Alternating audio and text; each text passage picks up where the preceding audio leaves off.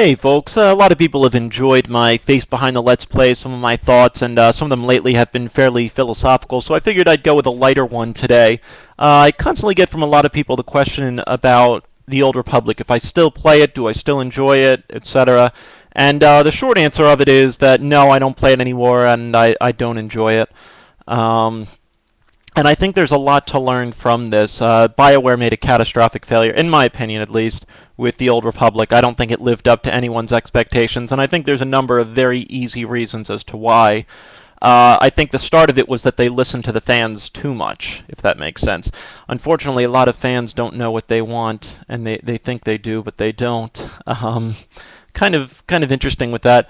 But one of the things that I noticed in the Old Republic, what they really tried to, it seems, get rid of was grinding. There's no factions to grind. There's no reputations to gain. Factions, reputations, just same words for different games. The trade skills, you never really actually went out for them that much. You could for some of the stuff, but ultimately you just send your crew members out, and they would take care of it. Where this really started to fall apart, though, is that no one was online. I had no reason to be online. PvP I kind of enjoyed and I got into for a little while, but I didn't really enjoy it, and that was all I could do. There was really almost nothing else for you to do. Now you can do flashpoints, but the problem is that you've got to assemble a group for a flashpoint. But no one's online because no one has a reason to be online. You look at games, let's take a game, EverQuest, which was one of the, I never played Ultima Online, so I can't comment on that. EverQuest, though, a lot of people hated how much travel there was. Hated the buff, that, you had to get these buffs before you really did anything, and a lot of EverQuest was grinding and camping.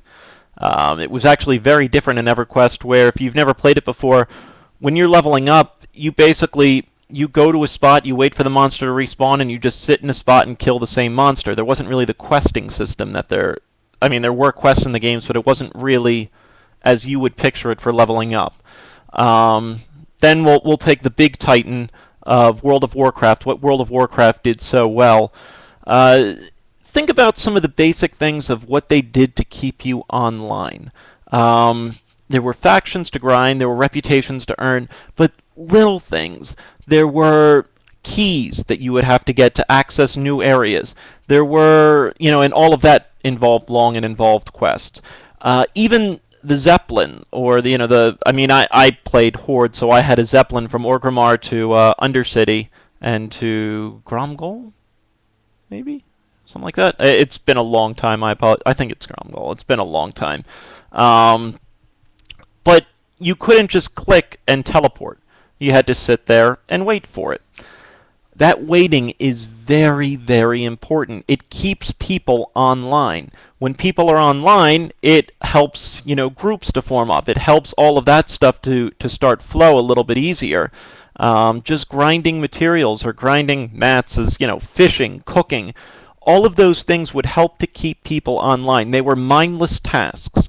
None of them really involved a great, tremendous amount of thought or effort, which was perfect. You have to remember, in an MMORPG, the goal isn't to beat, at least for me, and at least I believe for a lot of people, the goal is not to beat the game. The goal is to experience the game with friends. So the way around that is, it's also, I used to joke about WoW, and it was an interactive chat. It was basically just a chat server that we interacted with a character on the side. But I made some great friendships through that, only because I had these long flight paths that I would have to do. And so you chat with some people while you're grinding materials or while you're doing crafting stuff. You chat with people, and it was always your character that had to do it, so you had these mindless tasks, and it helped to build a bond between people that, you would talk to people more and more, and it wasn't just you guys playing the game, it was people, hey, how was work today? Oh man, I'll tell you what, it was brutal. Yeah, and you talk with each other. The other thing that Old Republic did horribly, and it's funny, it shouldn't even be an issue, but what was kind of neat in World of Warcraft or in EverQuest is you would kind of go through some of these old zones again. You would see them again whether you were just passing through or whatever. Old Republic, I had no reason to ever go back to any of the worlds. Datacrons and such, but a lot of them were, whatever. Datacrons were basically just permanent stat increases that you could get once, and they were in hidden locations. But the issue was that once I hit level 50, I loved 1 to 50. 50 being the top level. I thought the storytelling was great. I had a lot of fun. I really enjoyed leveling up. I hit 50 and I was bored to tears. I ran a couple flashpoints that really didn't challenge me too much. PvP, and I'm done. They had a level 50 zone, one level 50 zone, which was Illume. The big problem with Illume was it was a boring, ugly ice planet with no reason to be there.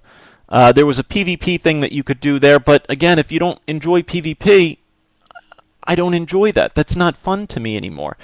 So there was nothing to do on this cold, desolate planet. Yes, there were some daily quests that you could run, but the gear that you would get from them, I could get significantly better in easier places. It wasn't a challenge anymore to do anything. There was no mindless grinding. And I think that's where BioWare listened to the fans too much, was mindless grinding. And what they had also kind of thought was, all right, let's try this. Let's, if we write these deep, complex storylines, people are going to want to make a new character, and that'll keep them online. The problem is, and again I say, games like World of Warcraft and EverQuest got it. Other games do not. They opened up for you other leveling paths. If I level up 1 to 50 in Old Republic, on the Republic side, I have to go basically the same planets in the same order, the same quests. Some of my storyline stuff is differently, but it's the same pixels over and over. That's boring. World of Warcraft, again, I'm going from the Horde. You have 2 separate continents, and there were plenty of levels, that you could gain crossing between the continents, things like that. It helped to build a less boring world when it's not the same thing over and over, not the same pixels, but just different experiences. That's the real problem why TOR tanked. At least in my opinion, there was nothing to do online. I also think it was a big mistake to have a group of 4 versus a group of 5. I also think it was a big mistake to not have any crowd control. There is crowd control in the game, but it really isn't necessary. I can AoE tank pretty much everything as a trooper without too much difficulty. That's a problem, at least to me. I used to really enjoy the challenges and I stopped World of Warcraft around Lich King because Lich King I got bored with it very easily. I loved Burning Crusade because of how friggin' challenging those dungeons were on heroic mode. Black Morass on heroic still gives me nightmares as a very, very challenging instance. And then same with the World of Warcraft vanilla. Scholomance and Strathholm, if you hadn't played through them, they were originally, you had a choice between going in with 5-man or 10-man. When we did it as a 5-man group, it was brutal. I mean, you really had to be on your toes, and we loved it for that. And all of us were online because we had things to do. Your other major thing with Old Republic is money was pointless. There was no economy at all because there was nothing you needed. Buying the mount, which was supposed to be huge, first of all, didn't really matter because you didn't travel anywhere really. If you looked at World of Warcraft, there was a lot of traveling to do. EverQuest, there was a lot of traveling to do. Mindless things that keep you online. That's the big key that Old Republic skipped. They did not have enough mindless things to keep you online. And I know that sounds like a negative, and when you talk to your fans, like, what do you want to get rid of? Oh, I hate this mindless grinding crap. They're wrong. That is the key behind an MMORPG, and you can do it right or wrong. I don't want to say mindless grinding just for its own sake. That's not fun. But when there's grinding for little rewards and little things to keep you online, and then big payoff rewards, the cooking stuff in World of Warcraft was huge. Some of the buffs were giant. So if you had someone who could cook, that was pretty big. So I guess that's what I look at as to why I no longer play the Old Republic. I got bored with it because no one's online because I was never online. I had no reason to be online. Same with the other people. I am very hopeful for Guild Wars 2. We'll see what happens with it. I have no idea. But I did buy that, and I plan to play that when it comes out, so we'll see what happens. Diablo 3, I'm probably not going to get, but that's because I'm waiting for Guild Wars 2. We'll see what happens. Regardless, folks, as always, thank you very much for watching. I hope you found my thoughts a little bit insightful as to what tanked TOR, and we'll see what happens in the future of gaming. Thanks for watching, folks.